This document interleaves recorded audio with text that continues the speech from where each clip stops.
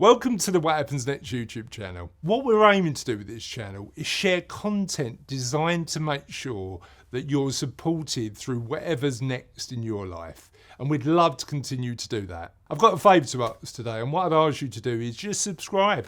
It costs you nothing, but it really helps us deliver really good quality content on a consistent basis.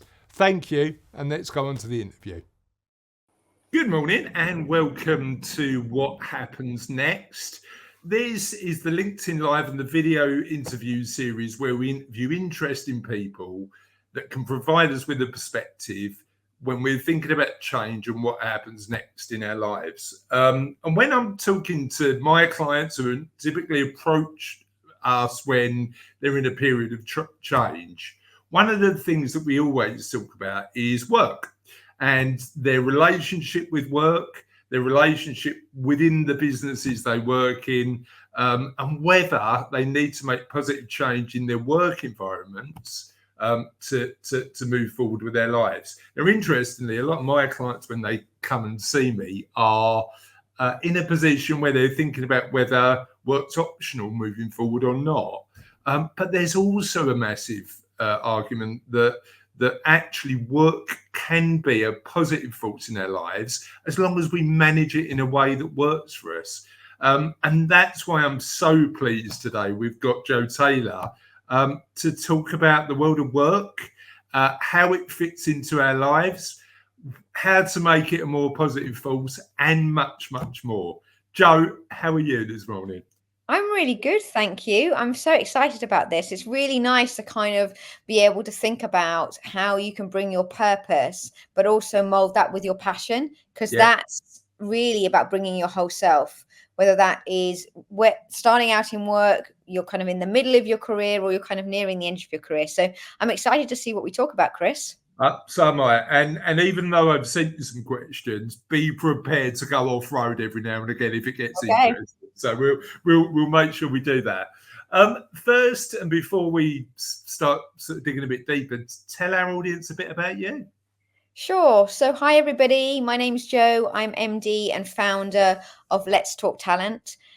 I started my career in a really squiggly way. So if you said to me, 35 years ago, that I would be running my own business and running that business for 9 years, I'd have told you to kind of get out of town. That's just not possible. I was kind of in a corporate environment. So I started off in the BBC. I ran a brand at Channel 4. I've worked in FTSE businesses, but there's always been an itch that I kind of wanted to scratch, which is that fundamentally, everybody has talent. And the question that we're not asking ourselves, and I think it ties into what we're talking about, Chris, today, is that we don't really understand our potential for what. Where can our potential take us?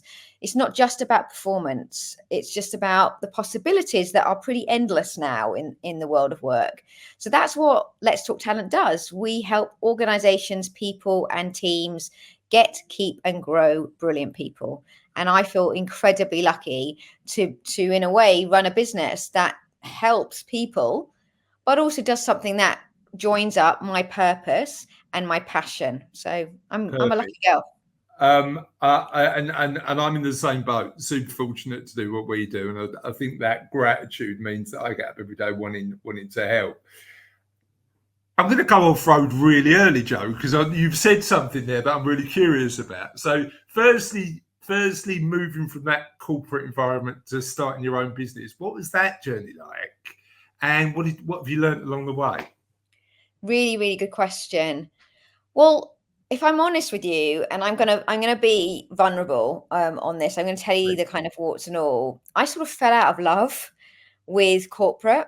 I kind of got outmaneuvered, if the truth be told, in a corporate environment. I'm not a very good political player. I'm sort of, in a way, very much say it like it is and kind of be damned. And sometimes that can work in your favor and sometimes it can't.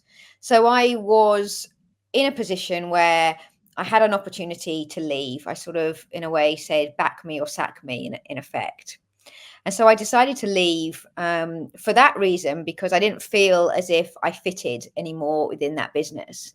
But also, very personally, my then husband, unfortunately, he's passed away now, had a mental breakdown. His parents both died very, very suddenly.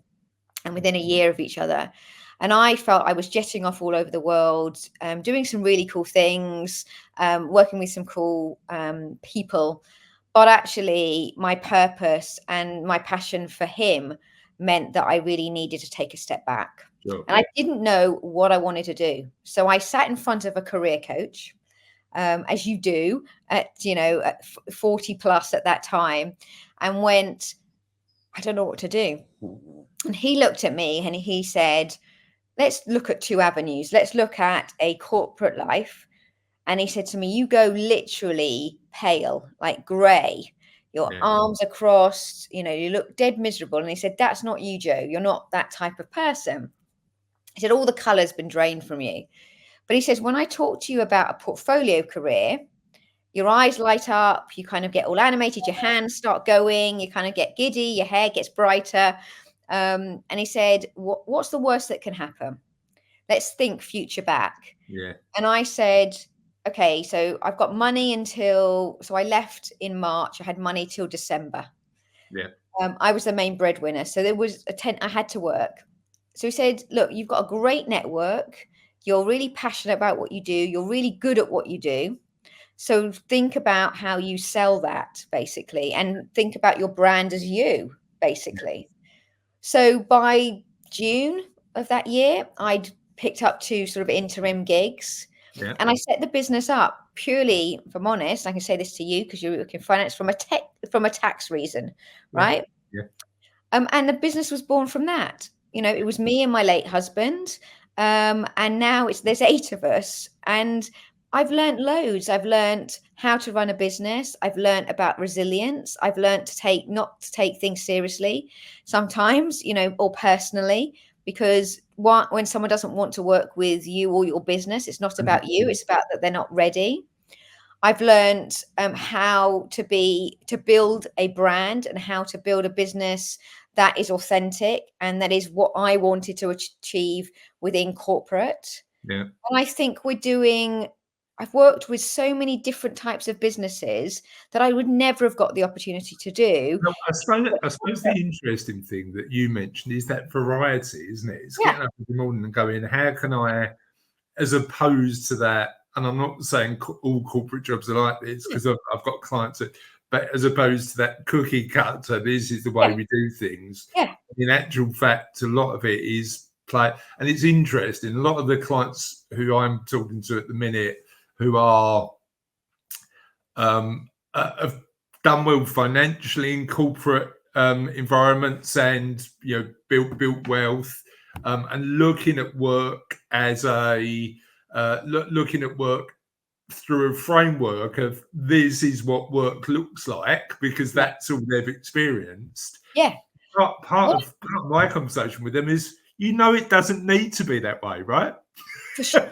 Look, I also think it's generational. I mean, you'll see it with your daughters, right? And I'll see it with my nephews and nieces going forward. But, when I went to the BBC out of university, I stayed there for 7 years. So, that's quite a long time.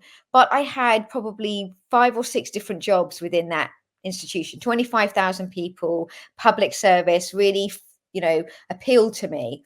And I remember having a conversation with my dad, who's now 75, and him thinking I was complete lunatic and a real maverick, because he was an optician and my sister's a lawyer, the other one's a doctor, and I was always slightly quirky and different. And him saying, why are you leaving? You could stay there and have an amazing career. And I said, because I want more, Dad. And I didn't know what more How to meant. define that. Yeah. And I think that's been the journey. I've always done jobs that no one's done before. I've always tried to kind of create something that has longevity. For me, wanting to make a difference, a bit like you, drives me in a different way than I felt I could ever achieve within corporate. And I could earn a lot of money and I could do some cool things, but are people going to remember that? Yeah. No. Hopefully they'll remember this, right? Yeah. Well, I think it's really interesting. One of the habits that I've started doing recently is journaling in the morning. Right. And it's really working for me at the minute. But I sort of designed the questions that I ask myself in the morning. And the one that resonates with me most is what positive impact are you having on other people's lives today? Love that. Love, And love it's that. really could you and today I'm hoping part of the positive impact is going to be people watching this interview and going, you know what, this makes me think a little bit differently about what I'm doing.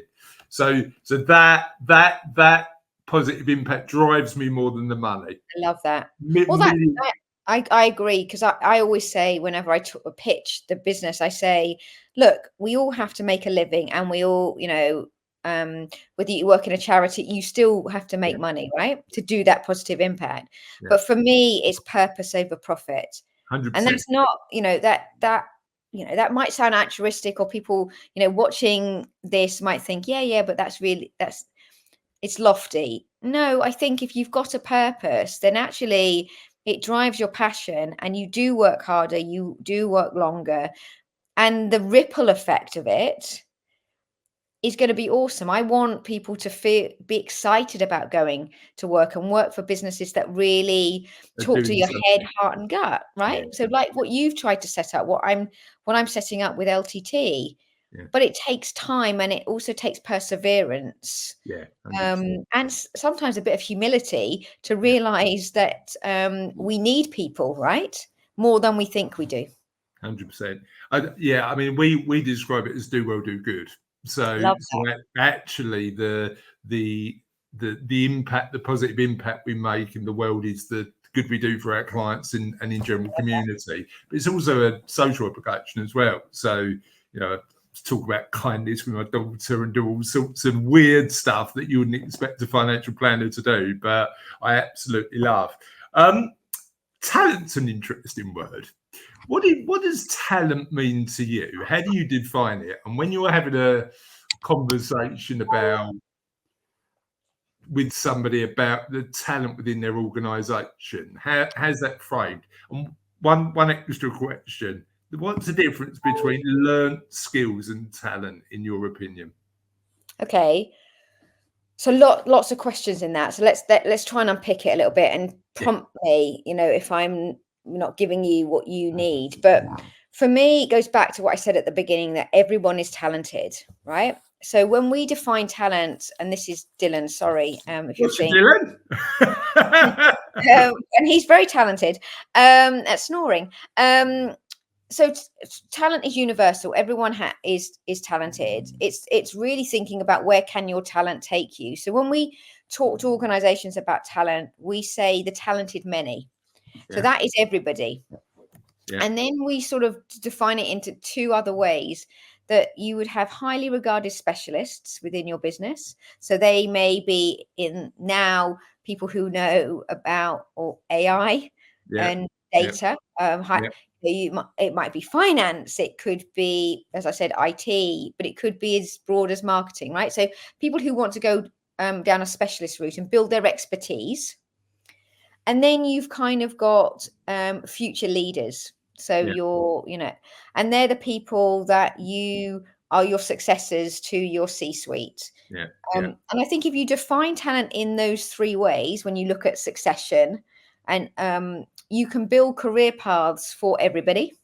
So you give people the possibilities of what is possible across your organization, but also you enable expertise to thrive and to be recognized in the same way that you might reward it, recognize it, value it, and recruit it. But then your future leaders, you may spend more time activating, because those people you need to move at speed. So the speed differential within those three, I think, means that people can have much more of a clear understanding of what talent is and what it isn't.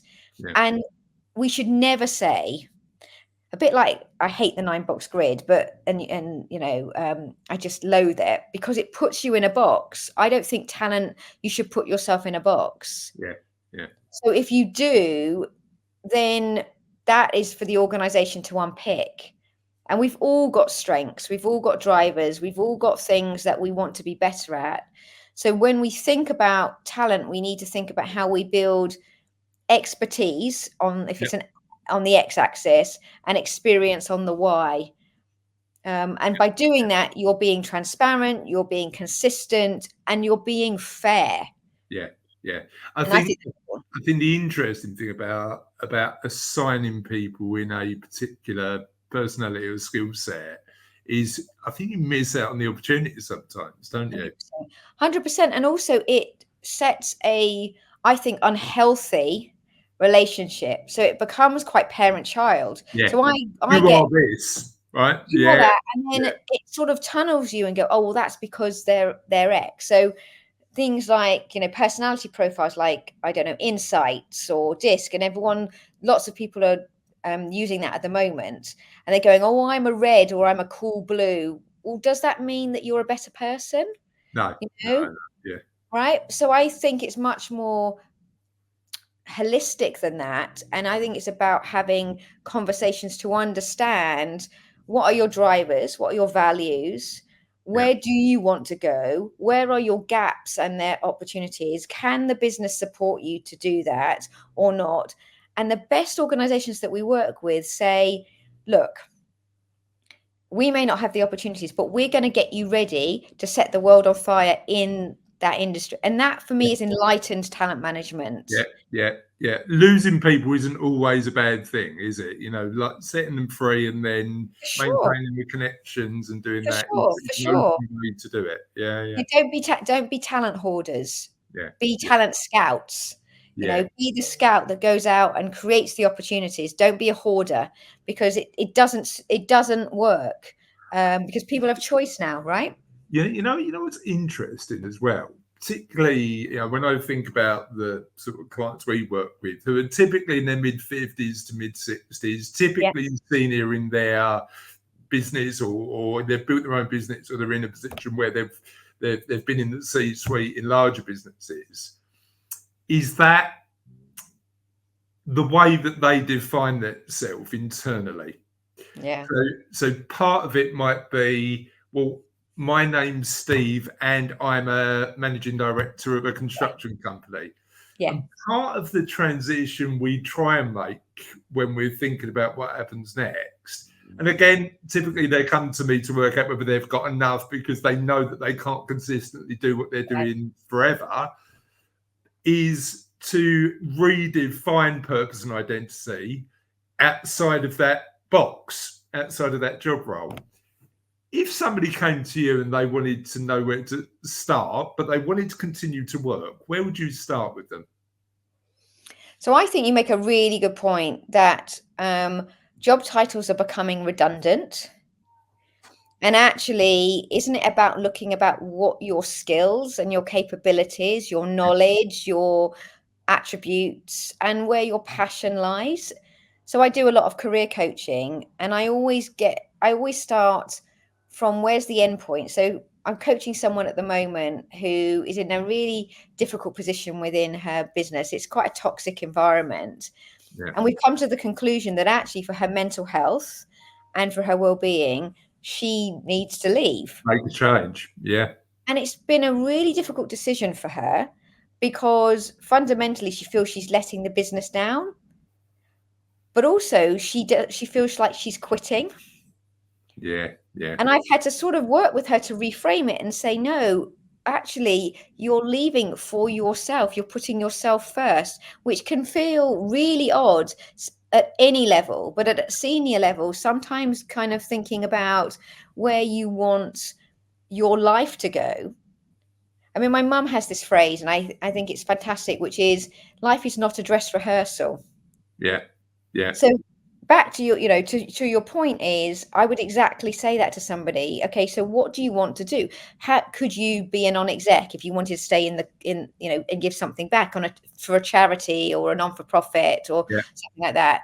Could you be a mentor for young people? What are you doing? Do you have grandchildren? How can you help them with their homework? Can you, volunteer into the community?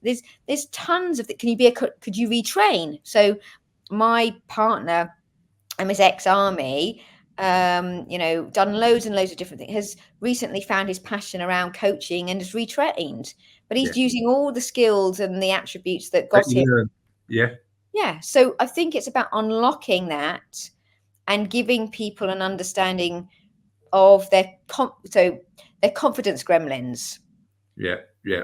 And there's a really brilliant book that if anybody watching this, if you're thinking about your career and transitions, I didn't write it, but I'm happy to plug it. It's Helen Tupper and Sarah Ellis have written a book called Squiggly Career. Okay. Love that. They've also written a book called You Coach You.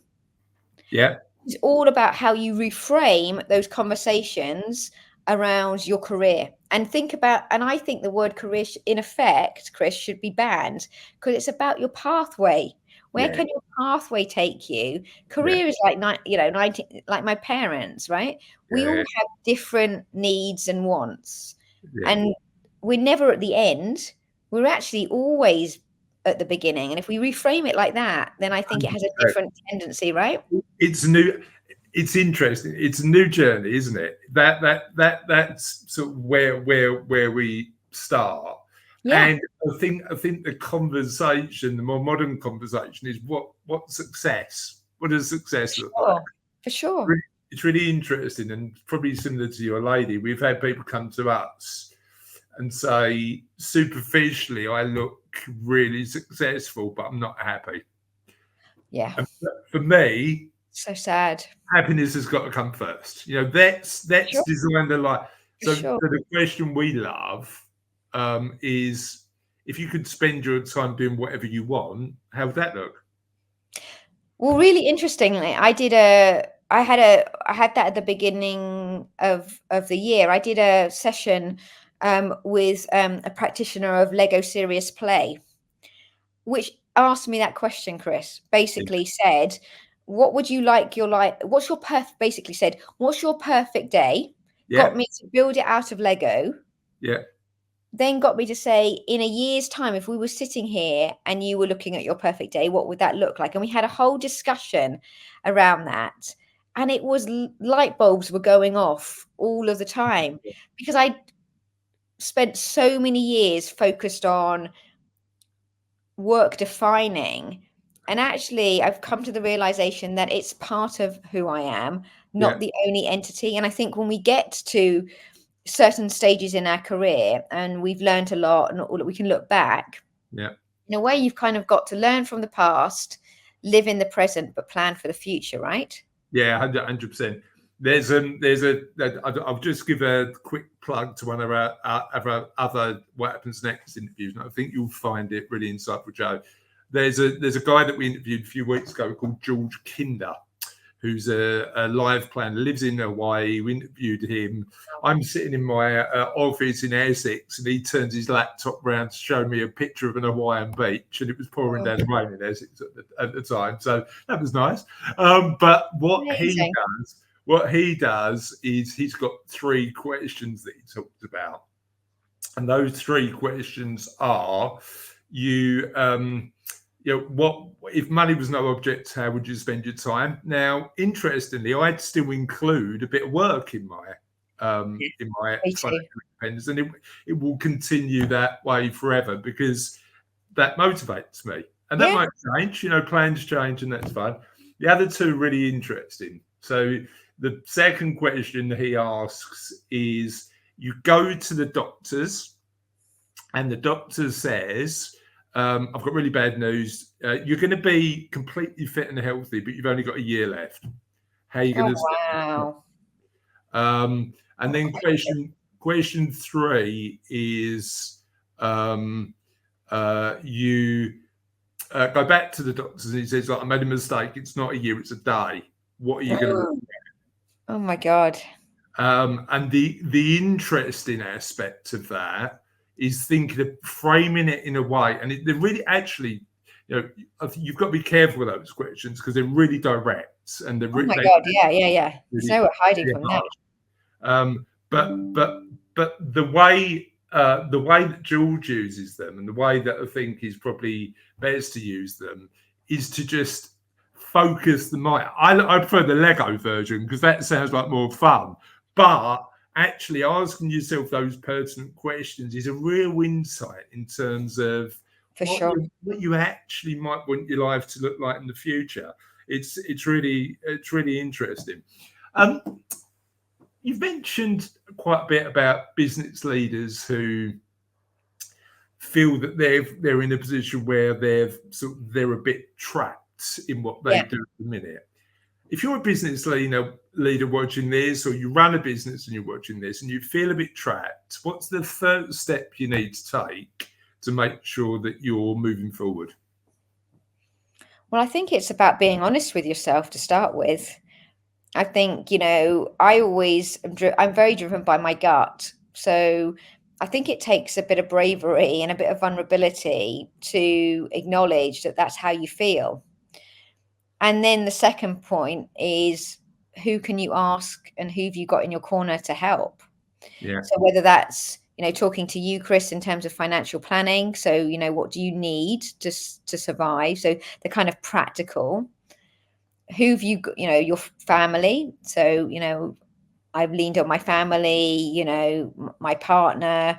I also think friends yeah, play a bit, you might find a kindred spirit in your friends that are thinking the same thing, and you can kind of support each other, and you might find something quite interesting to do with them.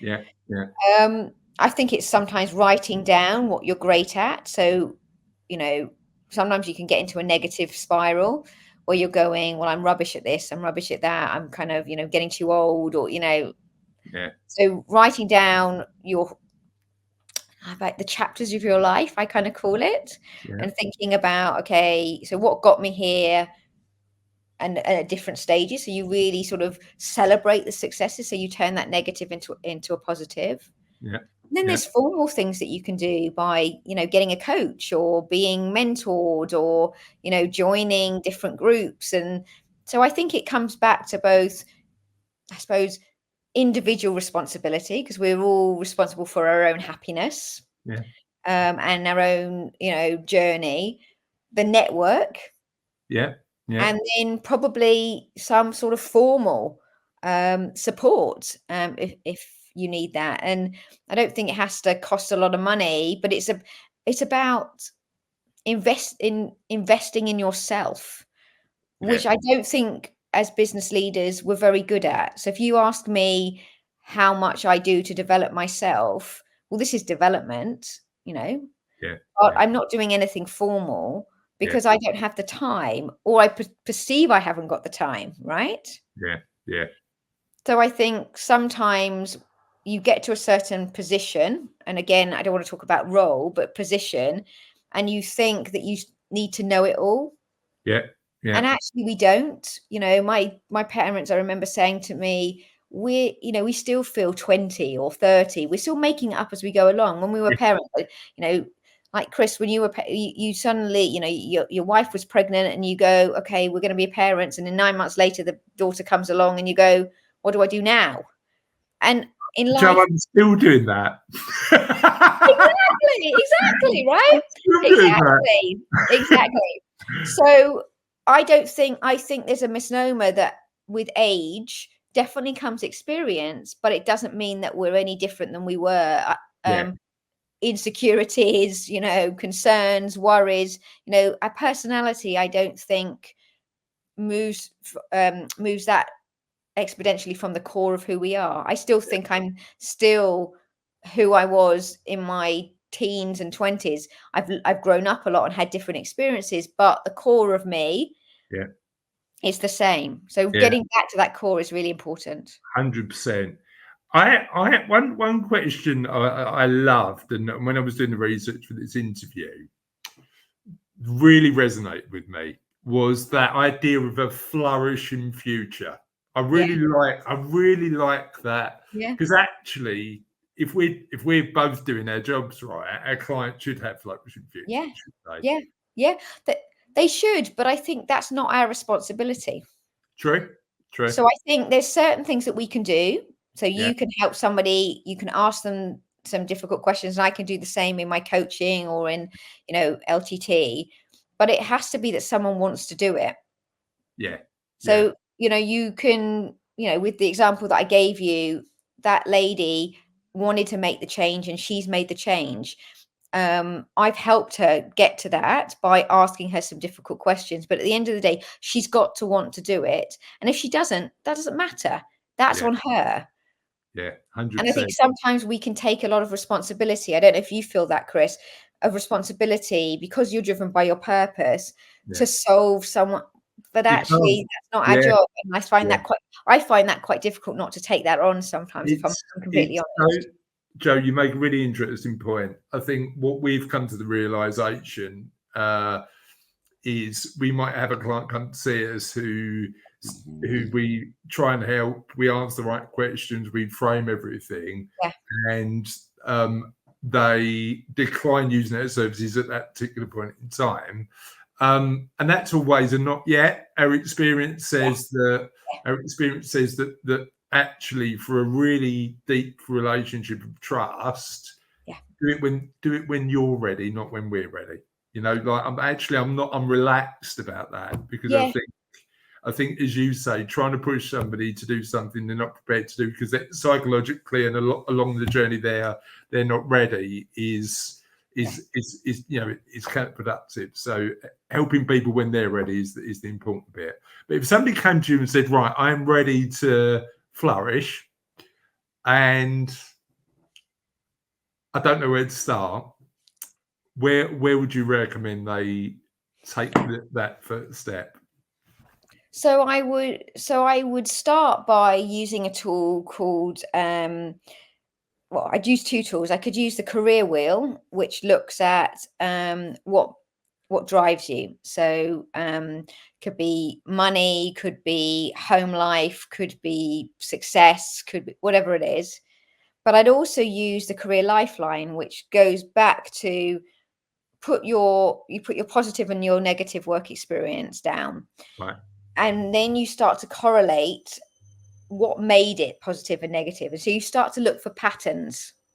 So for me, I'm a bit of a data geek. I kind of like to see Yeah. data because I think you can have a conversation, right? We can have a conversation today about how how you flourish, how I flourish. But for me, sometimes seeing things in black and white, I'm a really visual person, enables you to help someone faster.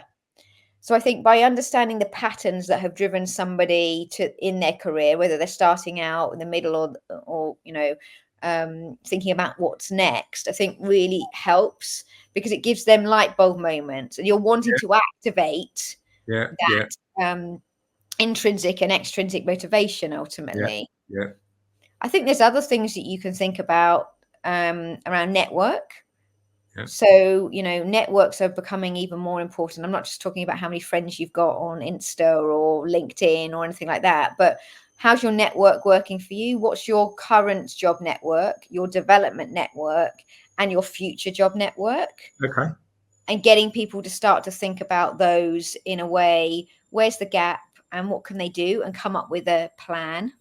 How was that for you when you made that transition? I'd imagine the network that you had in your corporate role had Yeah. to slightly change when you moved into the world of entrepreneurship and business ownership. What changes did you make, and what tips would you recommend somebody thinking about that transition? Well, luckily, I'd had really good relationships with people that I'd worked with. So That still, always helps, right? it always really helps. So I hadn't left, in a cloud or anything like that. So, I was able to go to people and say, look, I'm coming out of corporate, I'm happy to do interim or contract. Have you got anything? And I sort of, in a way, used to meet people for coffees and sort of say, look, I know you haven't got anything, but who do you think I should speak to? So I was ballsy, and I wasn't afraid to ask for help in that sense. I was also clear about what I was looking for. So I wasn't looking for a job. I was looking for, look, do you have an interesting project? Can I help you? I did a lot of stuff for free. So I probably did quite a bit for free for 6 months to, in a way, do that. I go to networking breakfasts. So I used to go to by all of the big headhunters at the time. Used to go and used to meet people at your level and people above your level and hear interesting talks and kind of try and build connections. But our business is, has 70% returnable business, and still referrals are a big part. So people take us with them. So I think it's about you. I mean, look, some would say I'm an extrovert, but I definitely have introversion tendencies. So I find it difficult to go into a room, but once I'm in the room and I kind of know somebody, I'm absolutely fine. So I think it's sometimes taking yourself out of your comfort zone. So for me, my advice is to sometimes think about how you can be uncomfortably lost. What And does that? well, that means that we are sometimes not sure what the future holds, but we're willing to kind of come out of our comfort zone and see what that possibility might look like, rather than have a plan and kind of stick to it. And I think there's something, the best ways that you learn are being uncomfortably lost, because actually that enables you to lean in more to people. And network is not just, as I said, it's you will have networks within your business. You'll have networks in your development. So conferences, talks, things like, coming, listening to podcasts, listening to things, seeing us talking, all builds a network, right? If you're interested, you kind of contact the people, right? But also thinking about what you want networking to do for you. And being really clear about that, so that if you do contact people on LinkedIn, I will always reply. Even if someone's trying to sell me something, I'll go, look, it's not for me.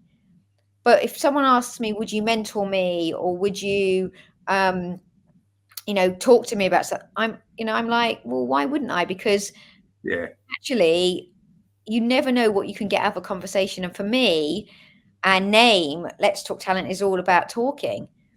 So I think you have to try some stuff and see what works for you, rather than there being like a one size fits all. One of the books that I'm writing about at the minute, because I'm referencing it in the What Happens Next book, is a book called Design Your Life by a guy called Bill Burnett. His TED Talk is amazing, by the way.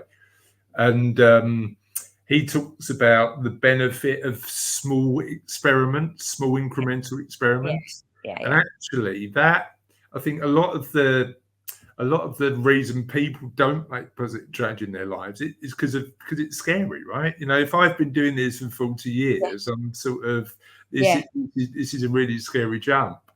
But change is scary, right? Change is scary. But your life is in beta. I mean, to your point, and building on what you just said, your life is in beta all of the time. So therefore, progress, isn't it? Exactly. And I'm by no means the finished article.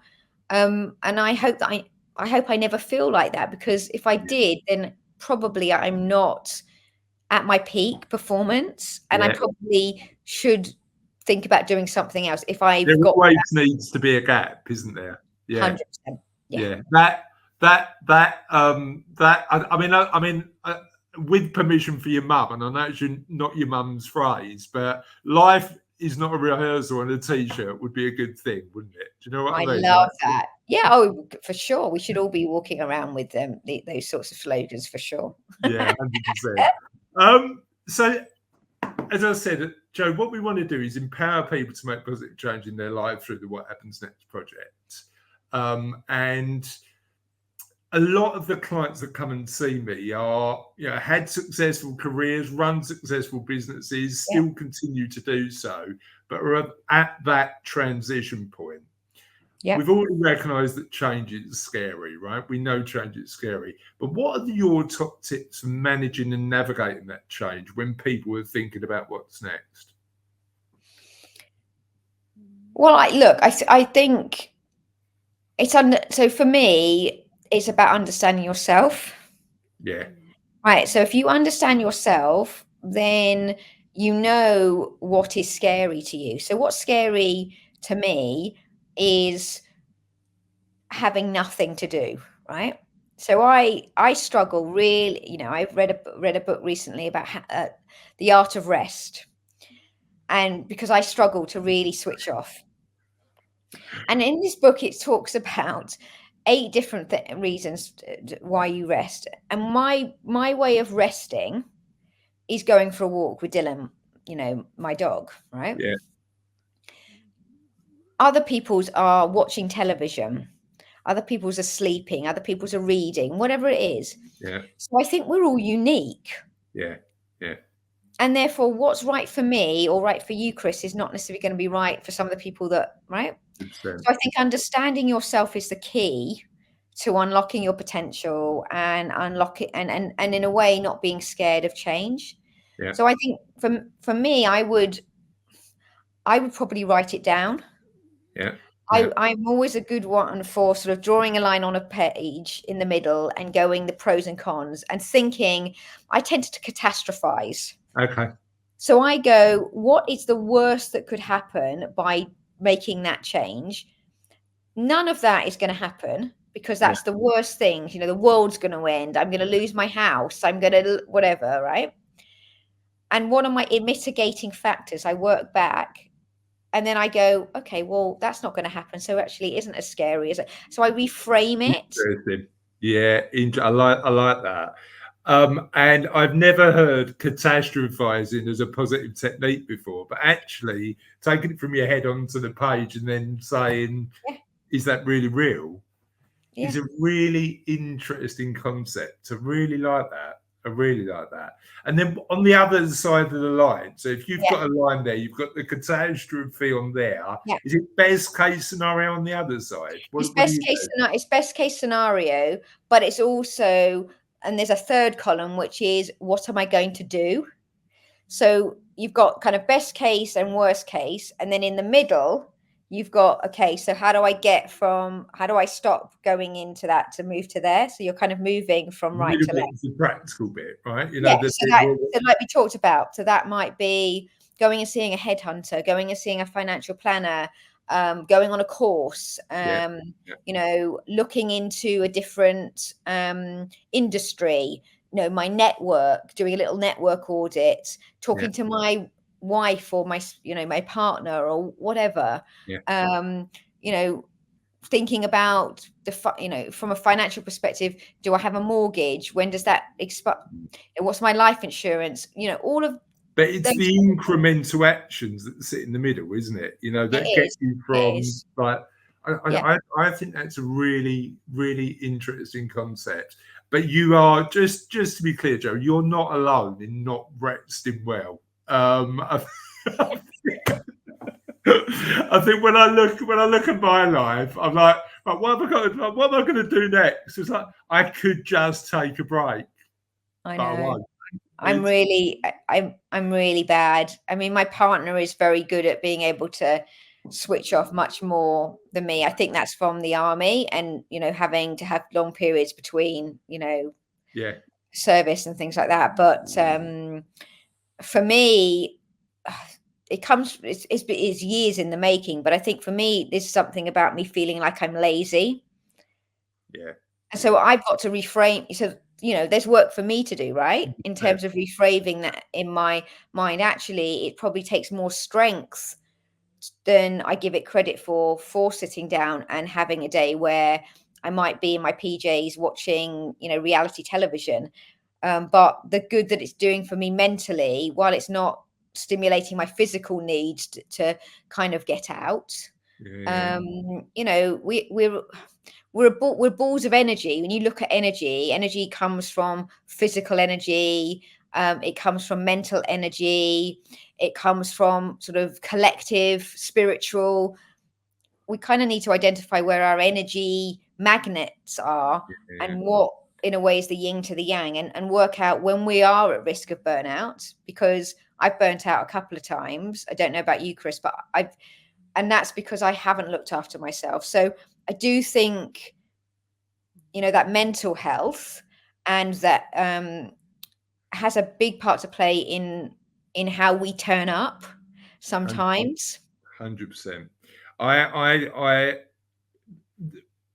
again, the reason that part of the reason we're doing What Happens Next is to highlight the importance of balance in our lives.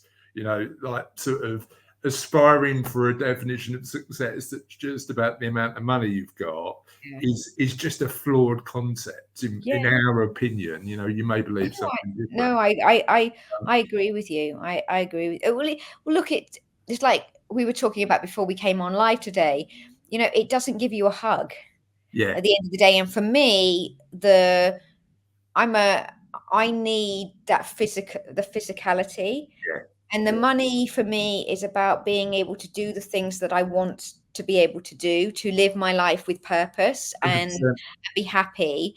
But it isn't, if it, you know, as you said, if I won the lottery or, I sold my business, it wouldn't stop me working, because actually I enjoy it too much. Yeah. And the enjoyment becomes a strength, but it becomes an overused strength. And that's where we've got to all watch ourselves sometimes. Balance it a bit more. Yeah. Yeah. Yeah. 100% agree. Now, one thing I wanted to pick your brains on, and I've never had one, and I don't think I understood the definition particularly well. Career philosophy. Right. So, what's that? How do we get one, and why is it useful? So, for me, a career philosophy basically is how organizations can define what they mean by careers in their business. So is that about the careers are owned by the individual, backed by the business, supported by managers? So it's as simple as that. It also enables you to be really clear, consistent, fair, transparent, all of those things. Yeah. But it also can show you the join up across your employee experience. Okay. So how do, when you're recruiting someone, so when you're getting a great person in, how do they feel that they can develop themselves within? So you're being really clear. If you are growing, what does that learning and development look like? What does promotion, progression, all of those types of things? If you're a leader, what is your responsibility in helping your people unlock their potential and their talent? So it's basically, you being really clear. It's a bit like a manifesto, but really simple, to say careers at X means this. We're going to do this, but this is what we expect of you. It's the deal, basically. It's the deal. And actually, I mean, it sounds like when you're working with employers and recommending they build this career philosophy, there's a bit of stretch in the deal, right? It's that self-development stuff. 100%. How important do you think? And I'm thinking about my team and how we encourage this too. How important do you think owning your own development is in terms of importance when you're thinking about your teams? I think we all own our own life, and we all own our own destiny.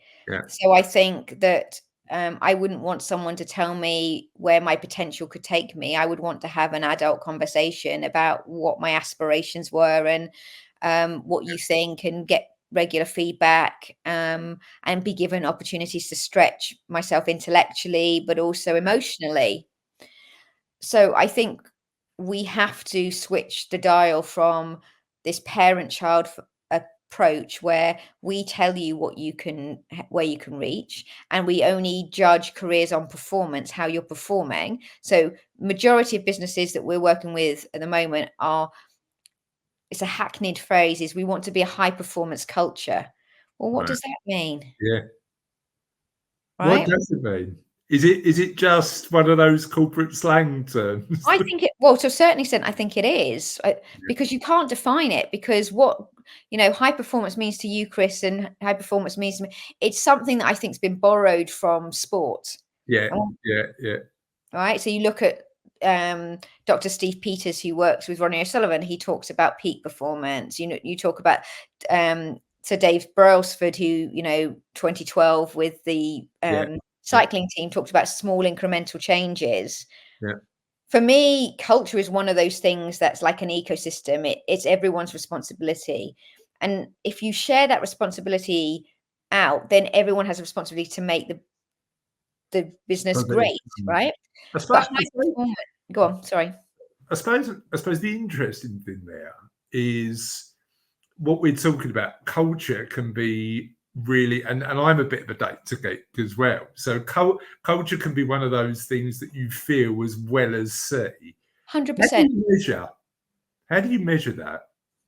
Well, for me, you make a really, really good point. For me, culture is about the practical elements, which most businesses focus on. So your maternity policy, your holiday, your, when we used to work in offices, your kind of, how you turn up, your dress code, your health and safety, ED&I. So you're measuring the practical elements, right? So you're measuring retention, you're measuring engagement, you're measuring the how the business is doing, the practical elements. But the things that we don't measure are the philosophical, which is basically the personality of a business. So what does it really mean? So are we really looking after our people? Do we care? Do we have strong empathetic leaders? Do we are we a place that people aspire to work in? Have we got some amazing stories? It's all of those kind of more personality traits, which actually I think the generation that's coming into the workforce are looking for more 100%. than they are in terms of the practical, because most of us are working hybrid, or some of us, like my business, is working fully remote. We don't have an office in that sense. So culture for me is that when you on a Sunday evening and you're at home, it's that feeling in your stomach that makes you think, I really want to get up on Monday morning. Yeah. And it's no more difficult than that for me. I think I've been through both. I mean, now Sundays are really good because I feel like I'm sort of in control of my own destiny. And I hope it's the same for my team. Yeah. But I think we've all been there working for employers where we thought that Sunday nights were the worst part of the week because it was the anticipation of going in on Monday. So it's a real one. We've talked quite a lot about the transition of work and the way that work's changing. Now I'm 46, so I've seen quite a lot of transition in my working life and expect to over the next how many years I continue. What's the big trends that you've seen in your working life and where do you think it's going? Well, I think technology has had an exponential impact on my career. So when I first started in post-production, they were doing the schedules on paper. And cool, I'm 50, so I'm a little bit older than you, but not that far off that, when I was at school, the first sort of computers were, Apple, well, we had the old Apple with the owl on, the BBC Micro ones. I remember my first job still using carbon paper. Do you remember that? I remember when you used to send at the BBC, you used to print something off and put it in an envelope, and it would then go, an internal envelope would go to you or to somebody else in the building. In the building. I mean, seriously, how old are we, right? So I think technology is determining the future of work. And whether you believe, I don't believe that we're all going to be redundant and we're all going to be taken over by robots. I still think there's a reason why human resources has an H in it. So I do think people want to be managed and led and inspired by humans. So I don't think that that's going to change, but I think the way that we do things is going to change. So I think some of the more operational, some of the more transactional tasks will be automated. So I think automation will, change the way we work. I think COVID has changed the psychological contract with work. So there were many businesses that we worked with and still do that believe they could never work remotely, that the productivity of the business would cease to a halt, that their profit. Now, some businesses it carried on. What's changing now, which worries me, is that the trend is going backwards. Is that people are starting to bring people back into the office. It was sort of 3-2, as was the sort of norm. Now it's becoming 4 and 5 days. So I think we've got to be really careful that we don't go back and become in that sort of old factory way of working. Industrial way of working. So I think that worries me. I had a really interesting conversation with a new client of mine last week who was in his 70s and retired, but was in tech for all of his life. And we were talking about AI. And he said, and I think I probably agree with this, that throughout his life and his career, he had loads of experiences where technology played a part. I've just seen the dog's tail wag there. It just put me up. Yeah. He's ready to move. They want to get involved, Joe. It's an interesting conversation. Technology played a part, and each time there was an element of fear, but each time actually it enabled us to progress. I'm hoping, and I haven't got any answers, and I've got to go along with the ride like everybody else. But I'm hoping it allows us, as you alluded to have more human conversations and automate the bits that aren't. What do you think? I 100% agree with you. I think it will hopefully free up people to have that more human contact. But I think we've got to make time. So what we're seeing and the work that we're doing at the moment around team days is where people are bringing their teams back together more frequently and thinking about the way that they work. So work modes. So when's the optimum time, and why am I bringing people together? So is that for a brainstorm, for example? Is that because I want to bring that camaraderie and that closeness together? But doing one-to-ones, I can do them online. So I think it makes it more purposeful about why we're doing things in that way. Yeah. But I think it also puts a lot of pressure on managers and leaders. Yeah. And I'm not sure that we've sort of taken managers and leaders with us on the journey. Think about the work that we still do with management. It's still quite a big percentage of our work. And, that saddens me that in my lifetime, potentially in work, we'll still have this question of managers not managing or leaders not leading. So I think it means... What's your differentiation between that? Well, what should a manager and a leader do? So I think a leader is about being the strategic driver to say why you're doing the purpose, basically. Why are we here? The heart bit, isn't it? It's the heart, yeah. And the manager is operationalizing, and it's showing you what and how you need to do, and helping you be the best that you can possibly be. A leader sets the tone. The manager, in a way, enables it to happen. And I think we're trying to get people to be both. And I think you can train a manager, but you can't develop a leader. You've either got those leadership traits. Really interesting. Really, really interesting. I've loved chatting today. Really, really enjoyed it. And I think we went down some rabbit holes that will add real insight to the What Happens Next community. Hopefully you agree if you're watching. And also really highlighted the role that work might play in our future lives when we're considering what happens next. I'd love for people, if they're watching this, to reach out to you, Joe. So can you let us know where they can find you? Sure. Well, you can find me on LinkedIn.